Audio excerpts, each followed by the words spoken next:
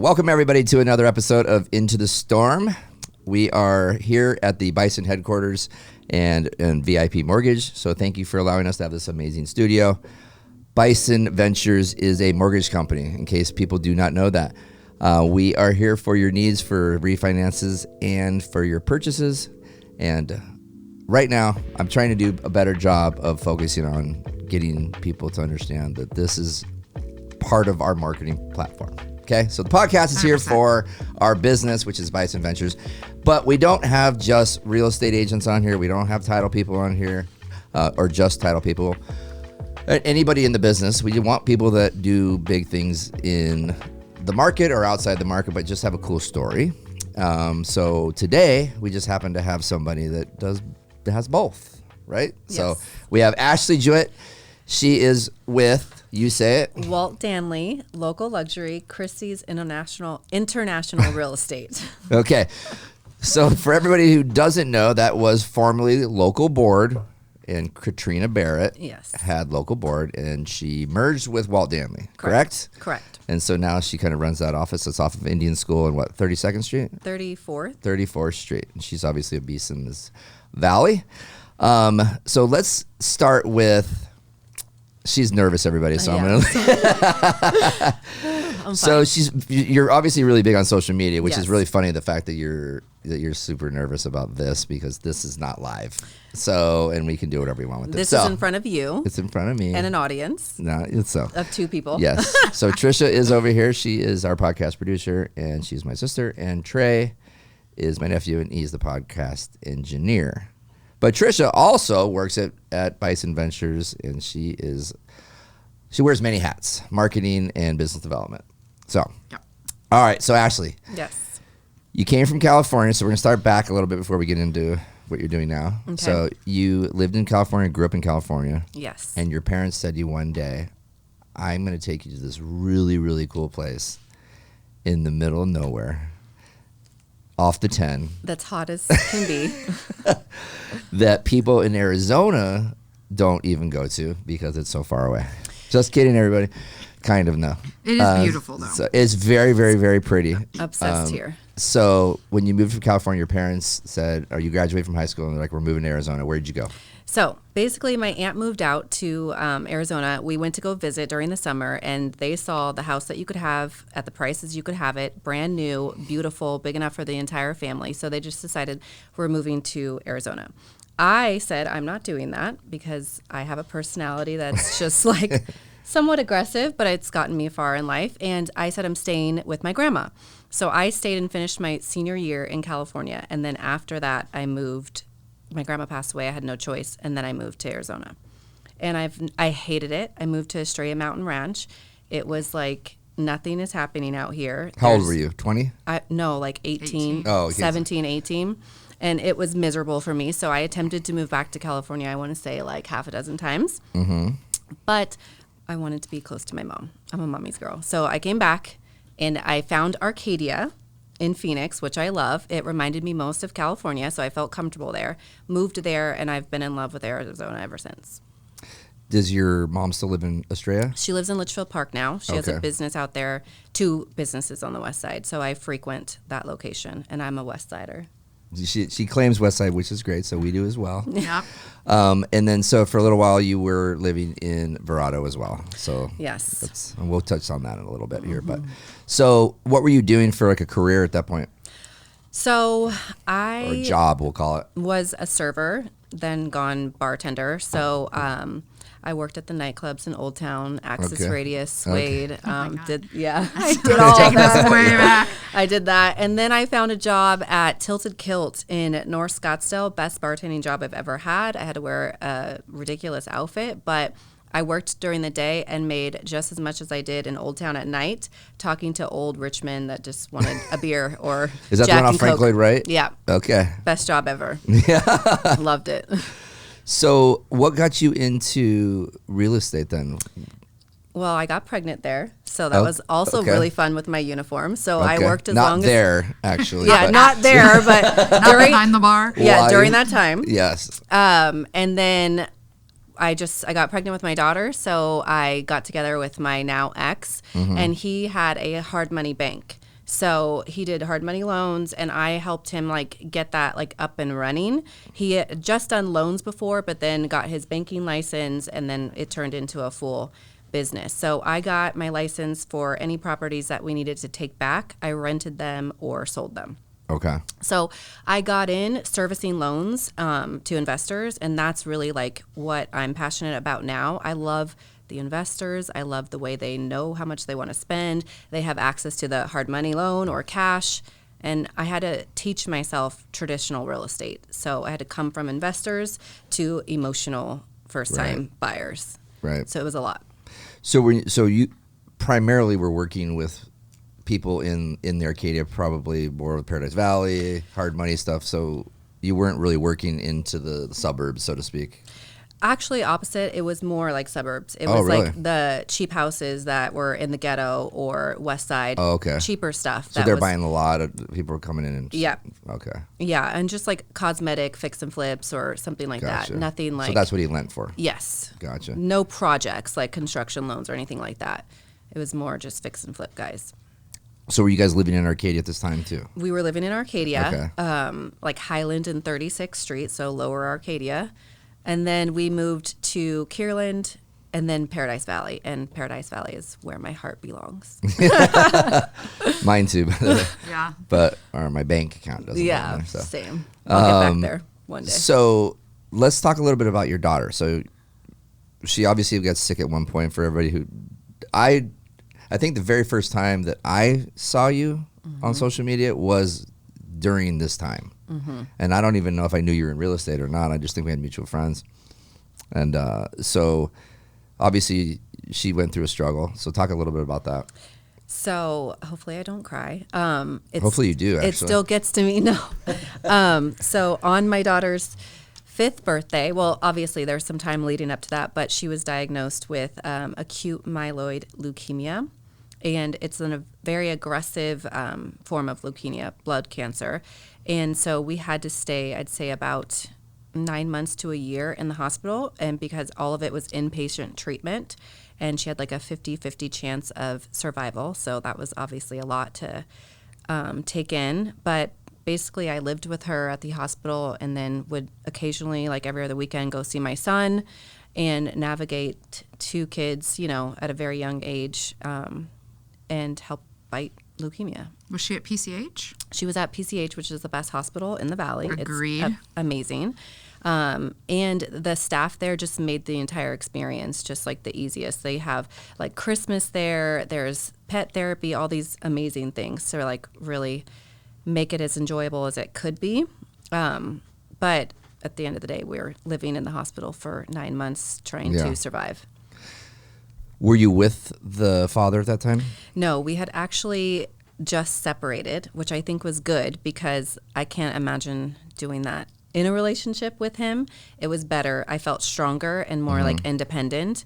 And basically, like I had to cry when the doctor said 50-50 chance. I had my breakdown. And then from that point on, it was just like, put the gloves on, let's boss up and get this done. And that's how my daughter is too. Nice. Did you have... Like when you got through that cry, did you go, okay, like she's going to be okay? Like in your mind, you're like, all right, we're just going to fight and 50% is good enough for me because I'm going to make it 100% or? Yeah. I mean, this is going to probably sound bad, but, so I said to myself that I just basically came to terms with if she passes away, then that's what was supposed to happen. And once I accepted that was on the table and that could very much happen, it was like, okay, now I'm going to do everything in my power to not let that happen. But if it does, I almost was like at peace with it. I really just dove into like my faith and I came to terms with her passing, and that's what got me through this situation, if that makes any sense. It makes a lot of sense. Yeah. At what point in the process did you guys find out that she was going to be okay? There's never really like a point. There was ups and downs. Basically, you just have to get through the entire treatment and then confirm that there's no more leukemia in her blood. So she did so many bone biopsies, and every single time during therapy, there was still leukemia in her blood. So it's until we got to the very final stages, like you just are assuming the worst. And then during that time, you're building these relationships with people also stuck in the hospital who are not having the same outcome as you. And that was the hardest part. So I've watched a couple other people lose their children. And then you have this I can't even speak. Survivor's guilt. Yeah. And my situation was different, but I have to just like own that. And ours was different, and everything happens for a reason. But that was really challenging. And that's when I really took to social media to share the story, which kind of felt like healing and comfort. It was like my journal. And I just got a lot of followers from really just being authentic and sharing the story, and then, you know, getting on there and crying, to just like what our day was like. And that kind of like helped me dive into the social media world. What was her attitude like through this? Because you said she's a super fighter. Was she during this, or she became because of this?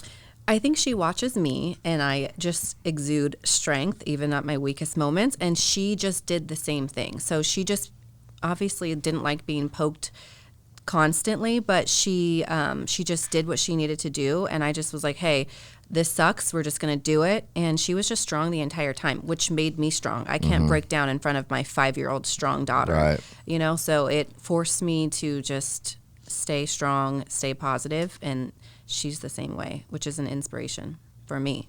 Yeah. So does she have this? I even though we didn't really know each other, I watched a lot of this stuff happen, and this was a while ago. What year was this? What, 2017? 2017. Yeah. And I can even like remember her like coming home. Like I just kind of remember like, and she was super skinny and weak, and like, what is she like today? Like, is she vibrant? She is got a strong personality for a 9-year-old. She's 9 going on like 15, which is perfect. But she's strong, but now will not tell me when she's sick. She doesn't want to go to the doctors. Like, she absolutely hates that place. She hates the hospital. So she just wants to live her life, and that's what she does. She doesn't want to talk about anything else. We don't discuss what happened. We kind of just like move forward, and she's just a fun, silly, independent. Do her friends know? She not really. The friends that were there were so young that everyone's went to different schools by now, and it's not something she likes to share. I get healing in my sharing. She does not want to talk about it, so I have to respect and honor that. That's her story. Granted, now I can still go share my story so I can get my healing, but she doesn't talk about it. Once she was able to come home and everything was good, is there like always this like wondering like when the ball is going to drop again, and or is that's the worst? Yeah, that's exactly. Okay, so I'm super controlling, type A personality, and my ex is very similar. So I managed the entire hospital experience basically, and then right at the end, I got this opportunity to go to have a soup pie. And I'm like, that is like a once in a lifetime. The waiting list was just ridiculous. So I released control, and I said that my ex could stay in the hospital like the last like week and finish everything off, and because she was like cancer free and she was good, but there's still a process of getting out. Right. And so I went so scared of just like, is this going to happen again? So I went to have a soup pie, and I shouldn't have checked my phone, but I'm there. We make it all the way down. I checked my phone, and she had a port in her, which she got removed or was scheduled to get removed. And your body is still very weak, and you're still just like, in isolation, so nothing happens to you because she had no immune system.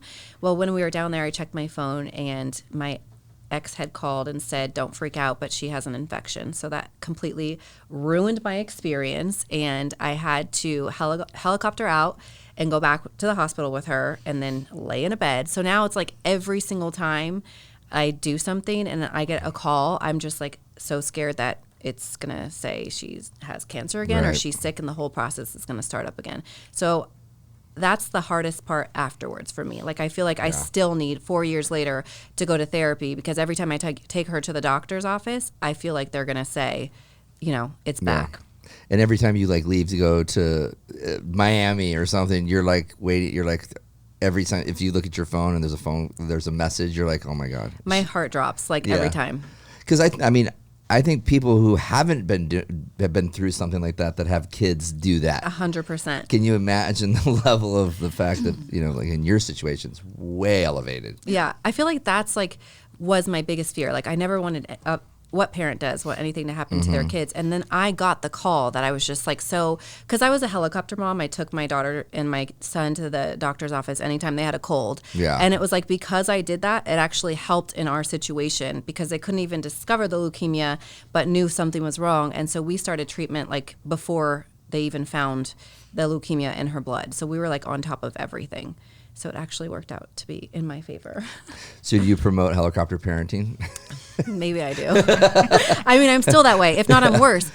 And the trauma creeps up. I just have moments where I'm just want to have these breakdowns, and it's 4 years after she's been cancer free, but it just doesn't go away. We have to get routine checkups, and every time we go there, I feel what is it going to say? Yeah. And then about 6 months ago, we had our official first real scare, and her immune system was basically the same as it was when she got diagnosed. And so they sent us back to the ER, and she just ended up having a really bad virus. But the fear does not go away, and that's 4 years later. And so 5 years is the mark you want to get to really you can breathe. Mm-hmm. So the fact that I was oh my God, we're going to do this again, when we're almost there, it was just too much. Wow. But we're good. I love Phoenix Children's Hospital, and I believe it's the best possible medical facility here in the Valley, obviously for children. And we go there a lot because I've got a type 1 diabetic, not nearly your situation, right? But still. We were in the hospital for a week. She was in a coma. I have mild anxiety when I pulled into the garage. I mean, it's 8 years ago. Yeah. And I got a text right before the show started, and I saw that it was from her, and she's out of town right now. Ugh. And I'm just she's 22, and I still Yeah. I still have those moments. I don't know if the trauma. I don't if think you it's gonna go away. ever shake that. I mean, as a parent, I just don't see how it's possible. I don't think so either. But it's so funny that you said that because I get anxiety going there too. But also, I have comfort in the cafeteria. It's the weirdest thing. That food, I got so sick of it. But now I'm No, we schedule our appointments as close to lunchtime as possible so we can eat there. It's so crazy. Yeah. Mm-hmm. It became my comfort food. I don't know. Well, shout out to PCH. Yeah, all three of my kids You're doing a great job. One daughter had open heart surgery. He had kidney surgery. You've had some crazy stories too. But not nearly, I think, the gravity of what you're dealing with or did deal with. Bad. Is that you think you trump me there. That's a true comment. But it's it doesn't matter to the degree of trauma.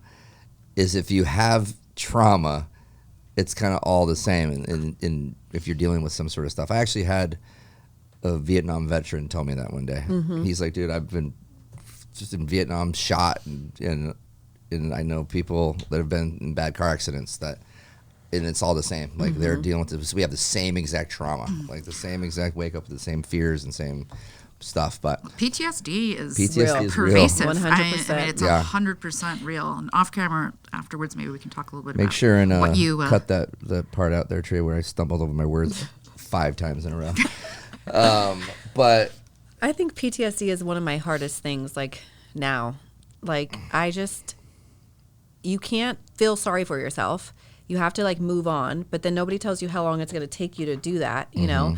And then when are you okay? When do you have to go get outside help, which I think is important. And I did the entire time my daughter was in the hospital. But yeah, that's the biggest struggle is not feeling like a victim, but somebody listen to me and tell me I am a victim, you know? Yeah. Do you ever have moments, it's maybe not great to admit, but I'll say I do, when I see parents who are like, oh my gosh, my child just broke their arm and he's got to be in a cast for 6 weeks. I'm like, sorry, but no one cares. Nobody gives a shit, right? I mean, and I don't want to take people they do care. We give a shit. No. Right. Of course. But when I see a parent just become super distressed and want to tell the whole world about their kid's freaking broken arm, this is immaturity on my part. But I'm just give me a fucking break. Pretty much. I mean, my son did break his arm during COVID, and I was like, it's fine. You know, Too bad. So sad. Walk it off. Oh, we're gonna Walk go. Yeah. Let's go to PCH. They got it. You know, like they're under control. Yeah. And it's not nice because that's their experience, and to them it is stressful. Any long-term illness, like, or death on the table, and it's your child, like that's the worst thing. I feel like kind of pain. I feel like nothing else really matters. Like it doesn't compare, and no one cares. Well, never mind. I care about your People broken care. arm. Yeah, We're gonna figure Sorry. a little post-production work on this in the tray. Yeah. We care about people. Here. Yes. We care about everybody. There's all levels count. Yes. So you're super focused in your physical fitness, your health, your mental health, obviously, like you just said, but obviously your physical as well. You're focused and driven and like very like deliberate on what you do on a day-to-day basis. Were you like that before, like when you were working at Tilted Kilt? Yeah, you did have some outfits there that were pretty skimpy, so you probably had to. Bad question, I guess. Can't. But were you always like that? I have always been that. I've always been like a type A. I'm the responsible child, like things a certain way. So I feel like that is good for this business because you need it. Yeah. But like I have moments where my life is chaos. I'm a single mother of 2. We're in a business where you pretty much have to be on call 24 hours a day. And so I'm still trying to navigate and balance my life. And fitness for me like is a must for just like my anxiety, stress, like everything that this business and motherhood brings you. So I pretty much need to be in the gym to be happy. I have a question. We're going to back up on this one because if you're super type A and you were the good kid, how did your parents take it, or how did you take it when you got pregnant?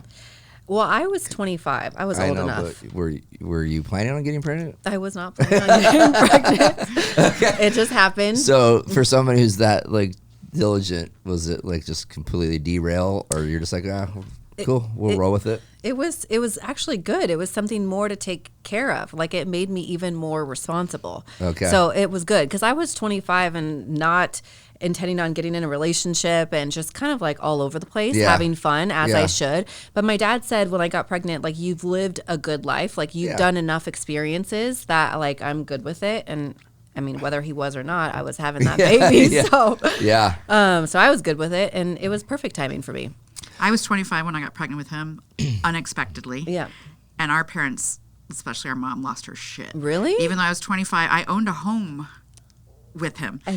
And it was just the Catholic You guys thing. were engaged. Yeah, and we were engaged. I was not engaged. I did not own a home. But I remember Ryan was the first person I told. It was Christmas morning. Like I went in, kind of woke him up, and he's like, "What? Like, what are you doing?" And I'm like, "Guess what?" And he was like happy and like, "Oh, cool." And I'm like, "Now I got to tell Good Mom." brother.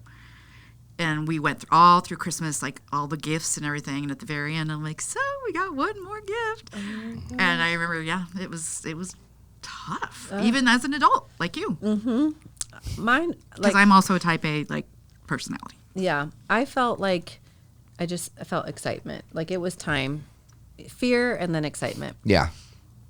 I think that's like that even when you're ready. Yeah. So, are you ever really ready? No. Yeah. I definitely don't want another one. So let's talk about your career now then. So when did you decide that, okay, I'm a single mom, I'm raising 2 kids, I'm going to focus on my real estate career, and be like a traditional real estate agent? So after I separated with my ex, I decided I have this real estate license. Now let me figure out how to use it. I have 2 kids to take care of. So I moved to Verrado and stayed with my mom for about 2 to 3 weeks and decided type A, I cannot live at home anymore, and went back to Arcadia. And then I just decided dive in, learn traditional real estate, just figure it out as you go. And I think shortly after that, I think I got on my feet. I got a couple of deals under my belt, and then my daughter got sick. So then I did a couple more deals while we were in the hospital, but really didn't do a lot of real estate. And as soon as she got out, obviously I had needed money. You're in debt. Right. You're in the worst position possible. So I'm now there's no choice, and this is all the experience that I really have right now that I can use with 2 kids at home. Like I can't go bartend. I Right. can't do all these other things. So I decided to dive into real estate full time, and I hit the ground running, and it was Were you? What was the first brokerage you were at? Was it America One? no, oh my gosh, I can't even remember, but it was like a wholesale investor brokerage Oh, okay. that my ex told me to go join. So after that, I went to Keller Williams because they have like the best training. Right. And that's where I learned kind of like traditional real estate. Then I went to my home group while my daughter was in the hospital. I wanted all of my money, and they were Yeah. so similar to Keller Williams, great training. Yep. I stayed there. From there to America One for about 3 years, and now I'm at my current Walt Danley Local Luxury. And I definitely know how to do traditional real estate. What was the hardest part transitioning from that investor hard money environment to traditional resale? I think the hardest part of transitioning was taking like the emotion that came with traditional real estate. This is like the biggest investment people are going to make, first time buyers. I had imposter syndrome because I didn't own a home at that point. So that was also really hard. Like I'm selling something to someone that I don't even have. But once I kind of removed that limiting belief, I mean, it kind of like just all snowballed from there. But when COVID happened, we had been out of the hospital, I want to say like, I don't know, 6 months to a year.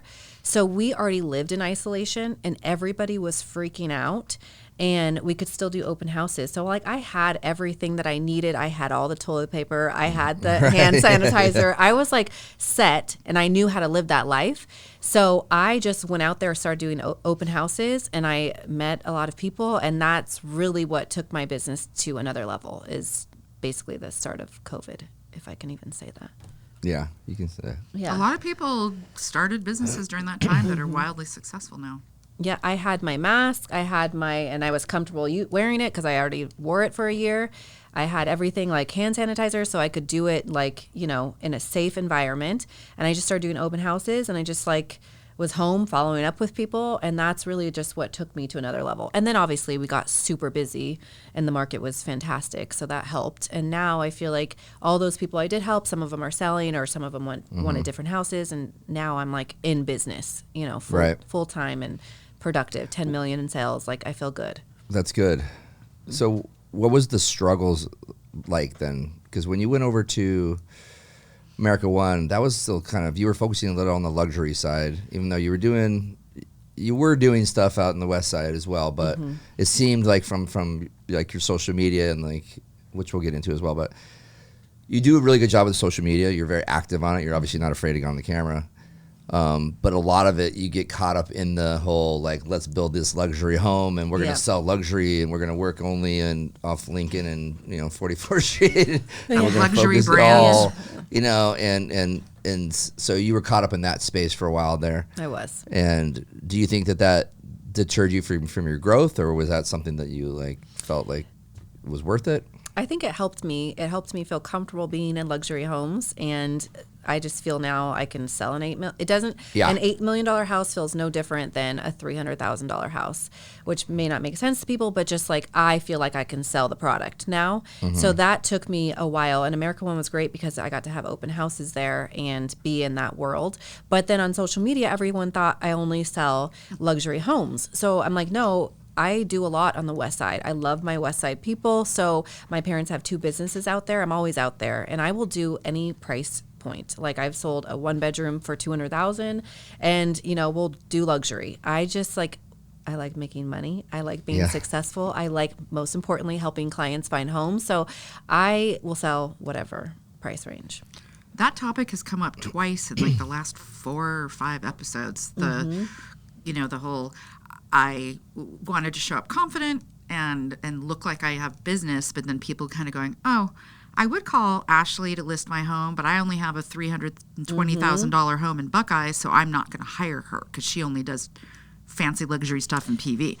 It's but 3 people in the last 6 episodes. Yeah, so. I mean, I think that everything counts, and I want all of the transactions. So I don't all the things. Yeah, so I like to help everyone, and I did have to make that clear. But then I found myself on TikTok dancing during COVID, and talking about real estate. And I met a lot of single moms, like kind of like me, and they loved my story because they saw me, basically be at the bottom and then climb myself up to like a good, mountain peak, if you will, and wanted to do that too. So I inspired them to buy houses, and that price range is usually closer to like the $500,000 range. So like I'm very proud to do those too. So I had to share them more and not just being in this, $4 million house for an open house. And then people started to realize, okay, she does do everything. And so I don't think I have that issue that much anymore. So when you decided to go work with Katrina, you guys had a past relationship, or how did that work? We did. I've known her for several years. When she opened the local board, I was going to go to her then, but for whatever reason, I didn't and went a different path. And so it just felt like time. It was just the right time. And she has like a lot of homes that are more my aesthetic and my style. And so having access to those open houses, and she's like a boss, with 3 kids. And so learning from her, it's kind of like a mentor thing too. I look up to her, and there's a lot of women in the brokerage, which I love. She's like the alpha. Yes, she is, which I love. I get along more with like alpha females. Yeah. Like I don't do the whole, I like the guys, Yeah. You don't want to get into all that stuff. Yeah. We don't want to say anything inappropriate because I might get yelled at. Sorry. Yeah, I get it. I understand. So does she do like trainings and stuff for you guys? Like, how does it work? Does it work? Is there just like, is it that level now that you just go there and like everybody just works? I feel like it's at the level of you just go there and it works. I am actually mentoring a few people. So we don't typically take new agents, but if we do, I kind of have taken a few under my wing. And so that's really helped me to like teach them like how to do the business. And then I learn in that process as well, or it forces me to like be accountable and show up. So I like that responsibility. But I think there's no one that really, from my perspective, no one tells you how to do this business. This is trial and error. Yeah. This is blood, sweat, and tears. Like, you just have to figure it out, I feel like, and then have this entrepreneurial background or desire to win. Yeah. And then you make it. Like, so many people think it's going to be Bravo, and it's far not. from. Yeah. It's not at all. I just feel like there's a lot of like those mid-sized brokerages that like they have to constantly try to figure out things to keep people there or to bring people to them. And a lot of that is like, training, education, workshops, mentoring, you got masterminds, as long as what's the value add? I don't know if for Katrina's business, I keep saying that because it's too long to say the whole thing. I'm gonna say local. For local, it's it's maybe her brand. But when you were looking to move away from America One, did you look anywhere else, or did you just like, hey, I think this is time for me and Katrina to finally start working together?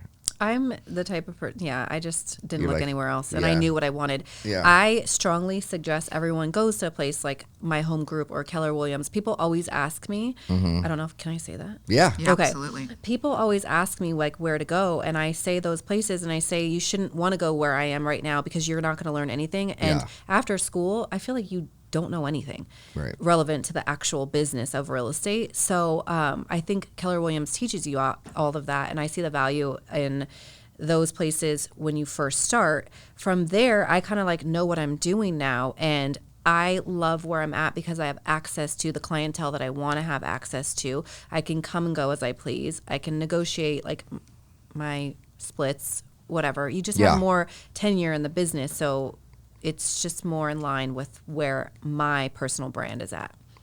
From a marketing standpoint, do you think that your social media is your main marketing channel? I think social media, referrals, and that's it. I mean, and past clients obviously, but like, can you actually do like an audit on your business and say, okay, I got this percentage of business from social media? I could. I wouldn't say it's like 50-50. I would say it's like 30-70, maybe 40. Wow. I think it's like a lot of social media. And if not directly from, it validated me. And so then they eventually did come. So I would say that was a social media lead too. And I think it's just because I'm authentic. I've shared my daughter's story. Like, I've removed all like the fakeness about me, and I'm kind of just like, I am who I am. Right. And so you trust me. And so especially on TikTok, because I really am who I am on there, I've had to clean that up a little bit. What's your TikTok handle? Never mind. I'm joking. It's the same as Instagram. But now I try to do more real estate. And when I started implementing real estate, I got a lot of first-time buyers, those single moms, millennials, just like who wanted to buy their first home. And they saw me talk about real estate. They saw the type of person I was. They knew my background. And if you can overcome that, like, they, had confidence in me. So has there been anything from your social media that you're like, this is not good? I know you said you cleaned it up, but like, like what would be something that you would have to clean up? Well, Don't be embarrassed. It's okay. I feel like you're sexualized in this business, and I just want to live and be my life too. And excuse me that I'm bodylicious, and I work for this body, and like someone that has less things that I have can post something and it's okay. And then I get there and I show myself in a bikini in Hawaii, which I've worked so hard to do. Yeah. And I'm just like so sexual. You get hated? Yes. And I'm really? Just like. From guys or girls? Well, I get hit on too much from guys, and then I get hated on from the girls. But it's like, I'm still a respected agent, and I'm an intelligent person. Yeah. And so then I get so irritated when they're just like sexualizing me. I'm like, can I just live my life like you do? Yeah. But then I have to understand, well, look at what you're putting out there, Ashley. So I'm kind of asking for it. Yeah. Did somebody say, hey, let's, like maybe you should take a look at your brand? Because I have noticed a massive shift in the last, 6 to 9 months. In terms of the type of content, even just aesthetically, you've lightened up your brand. Like, you're very on brand right now, right? With your website, your wardrobe. Yeah. Everything feels a lot different than it did when I entered the business and started following you. Yeah, so I want to just kind of be Ashley, and my personality is spicy, and I like to dress a certain way, but at the end of the day, like, I want to be a boss in this business, and I am passionate about that. So I had a mentor kind of just say, like, there's no, especially women, like wives, that are going to respect you or let their husbands work with you the way you're presenting yourself. And I know that you're not like that, because when I'm in front of you, you carry yourself so well. But because of that, I had to say, like, what's more important to me, being flashy on Instagram and getting some likes, or like actually doing business and doing the kind of business that I want, that I'm proud of, that I can be proud of to my daughter as well. So I kind of had to clean it up. Yeah. And I still mentally, like, have a few glasses of wine, I'll post something. Maybe I should archive that. So yeah. It's a huge problem. I have this conversation all the time with agents who aren't, that they tend to be young, right? We're talking like 20s. And they are talking about females, right? They're beautiful. They work out all the time. I believe you should celebrate the things you've worked really hard for. But the come to Jesus talk happens eventually with me when they're like, oh my God, this guy DM'd me this, or somebody straight up told me. You cannot be taken seriously when you're dressed like that. And I'm like, I'm 52.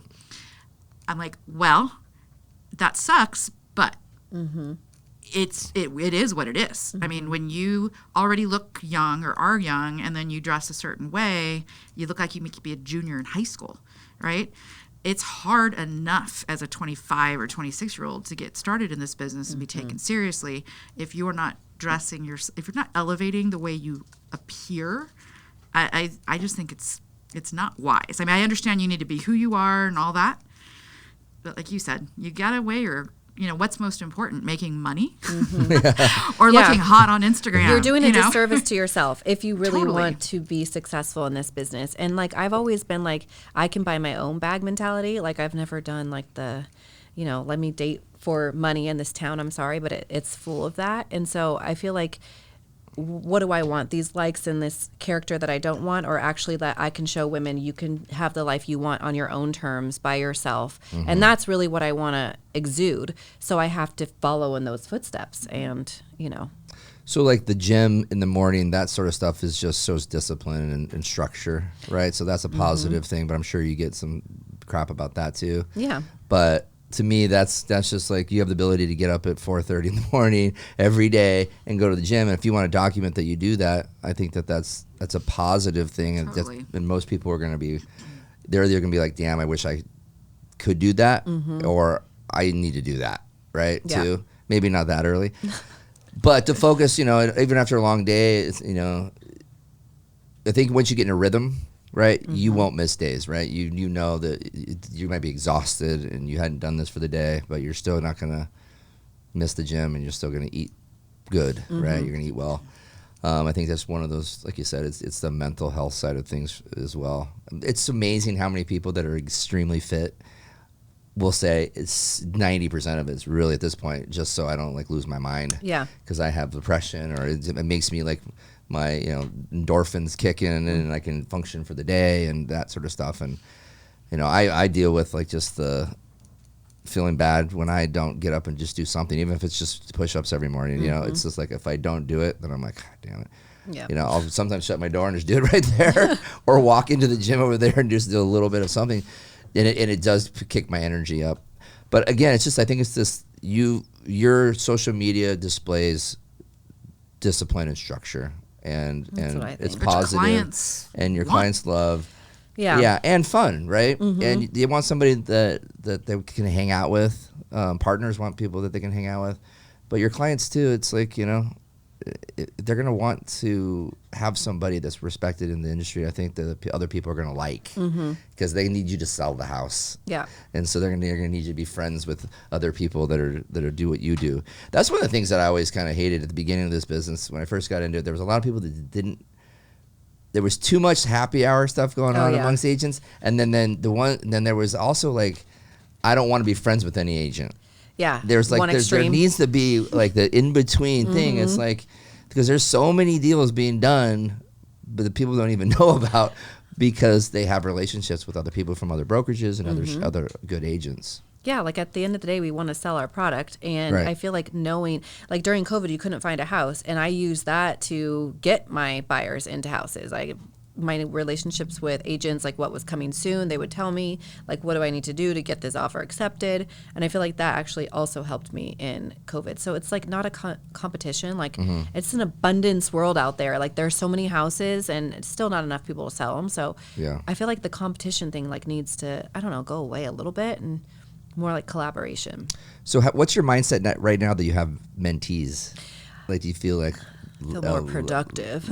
yeah, like leveled up now? Like now you're like their person? I feel like it's good for me too. So Yeah, like that's what I mean. I love that. I feel I don't know, I'm a mom to my core. So I like taking care of people and I like helping. Like I feel like in the beginning not a lot of people helped me and I had to figure it out the hard way. And so I want to give to people and like show them the way and say it's hard, you're going to make mistakes. That's like my mindset. And I think it just helps me learn more about myself and get more confident in the business too, having mentees.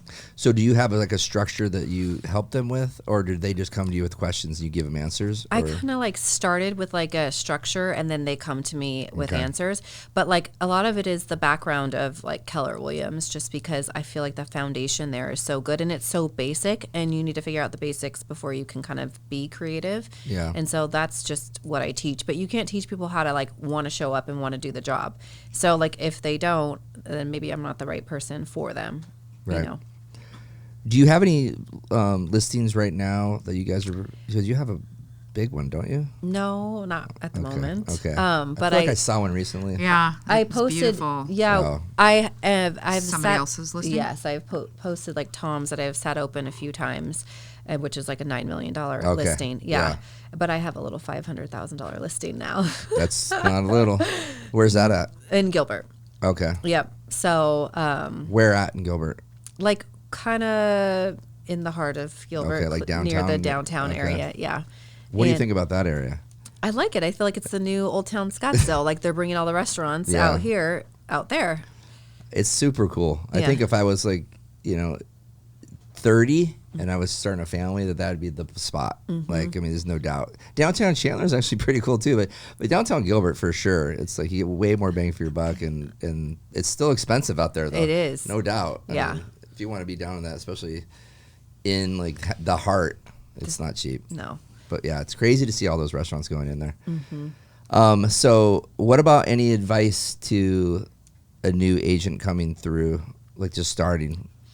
My advice is kind of just like prepare yourself to like not make money for a little while and to not think it just like falls into your lap. Like the more you work on your business daily, the more productive you're going to be, and it's going to come faster. Because I think people just like come into this business, think it's going to be like Bravo, or like not know where to start, or people are just going to give you these leads and you're figuring out your business on your own unless you join a team. Yeah. And so I'm just like, stay focused, show up every single day, and manage your money.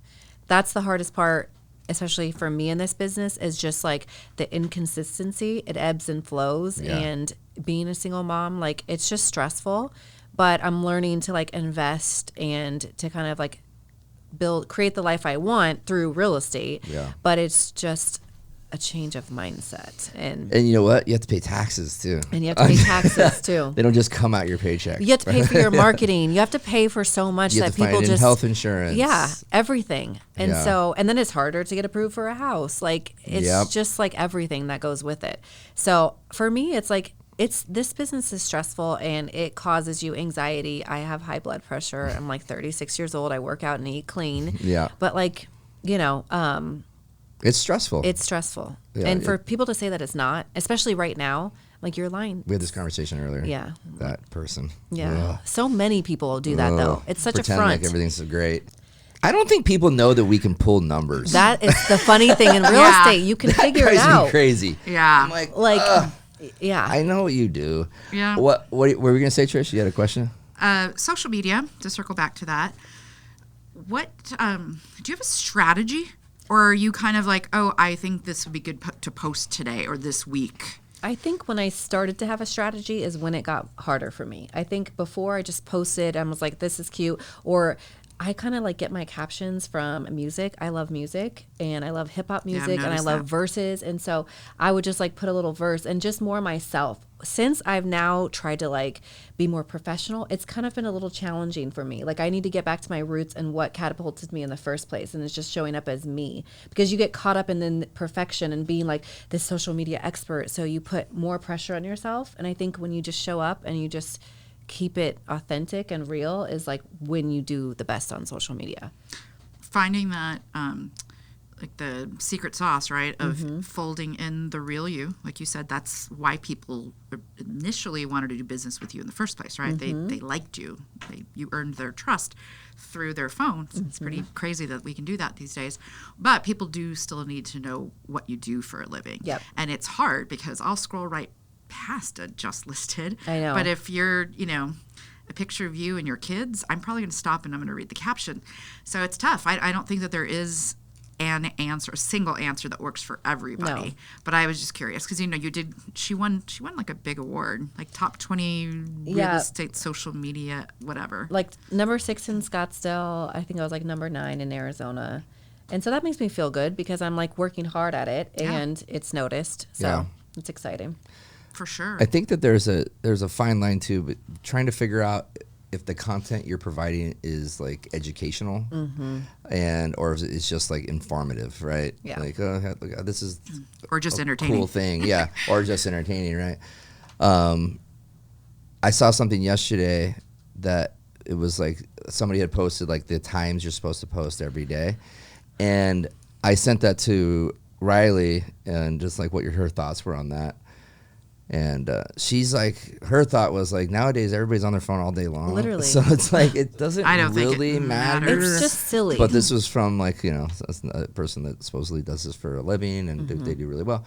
But it was an informative sort of thing that got me to stop. But she wasn't saying anything. It was just music and her going, and then another time, and then, and I'm sitting there, you know what I'm talking about. I think we struggle with that here. Because obviously this is a huge part of our content is this. We have some agents or some LOs here that do a really good job with like doing like informative videos. But I feel like there's a bigger need for myself to be doing more. As leaders here, we need to be doing more. LOs to be doing more.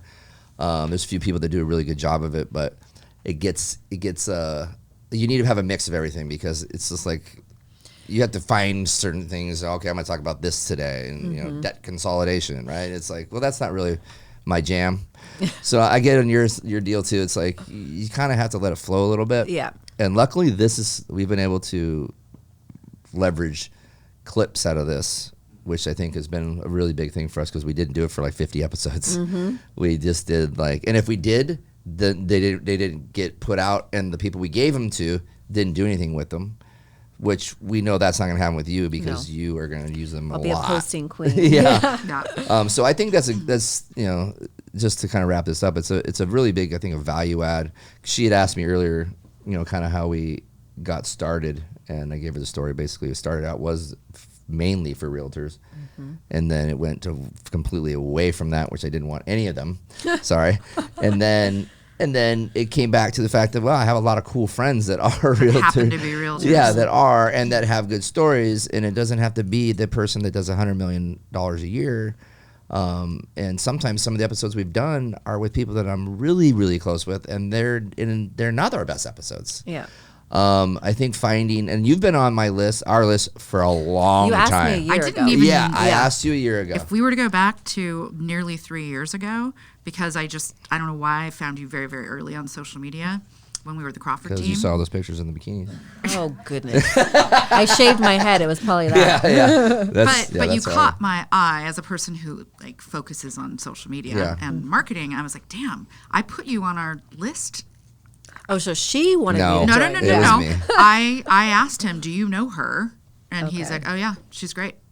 I mean, But nearly the 3 years story ago. was Yeah. Right, Yeah. because And I already shared it, so you probably felt like it's something I would say yes to. Cause Yeah, we were already friends at that Yeah. point too, and Yeah. it was. But I think again that gets back to, it's not like we were trying to get people to have sad stories, but I think it's important for people to understand that it's not all glitz and glamour, and everything's not. 100%. Life sucks sometimes, and things are hard, and for the people that everybody thinks are super successful and fit and eat great and life's awesome and they're rich and all this stuff, that it really isn't that way for anybody. No. and that you know, just puts unnecessary pressure on people. right. So it's nice I think to have a story, and everybody has one. It's just what level again of the story, and yours is just a deeper story. I think it was cool to tell, and I'm glad we finally got to do it. So thank you for coming, Of course. and I think we'll wrap it up with that. Perfect. Thanks So- for having No me. need to be nervous, right? No. It's it was actually easy, pretty right? easy. Yeah, it was good. And we're gonna have some nice clips for you too, Yay. and for us too, by the way. Thank you. It was so nice to meet you. Nice Yeah. to meet you too. So thank you, everybody. Again, follow us on all the social media platforms, Into the Storm, and like and subscribe on YouTube as well, please. And everybody out there, please share with your friends because we need this podcast to keep growing. Absolutely. And that's about it. Thanks, guys. Appreciate it. Thank See you soon. you.